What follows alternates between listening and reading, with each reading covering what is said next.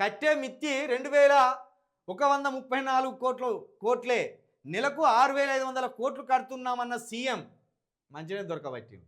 Congress party అధికారంలోకి వచ్చాక ఇప్పటిదాకా కట్టిన మిత్తి 21,346 కోట్లే. ఈ 11 నెలల్లో తెచ్చిన అప్పు 83,000 కోట్లు.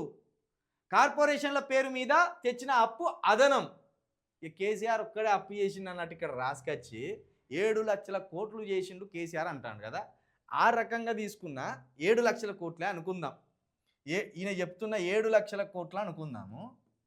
7 లక్షల కోట్ల అంటే ఏడాదికి 1,00,000 కోట్లు కూడా కాదు, 80,000 కోట్లు 70,000 కోట్లు అవుతాయి. ఇప్పుడు ఇంకా నెల రోజులు ఉన్నది, ఇంకొక నెల రోజులు కడితే కాంగ్రెస్ వచ్చి ఏడాది పూర్తయినట్టు. ఆ లోపల 83,000 కోట్లు అప్పు చేసిండు. మరి అంటే ఒకవేళ అయినా 5 సంవత్సరాలు ఉంటే 5 లక్షల కోట్ల అప్పు అదనంగా చేస్తాడు రేవంత్ రెడ్డి. ఆ విధంగా చూస్తే కేసీఆర్ చేసిన అప్పు కంటే రేవంత్ రెడ్డి చేసిన అప్పే ఎక్కువగా కనబడుతుంది ఇక్కడ మనకు.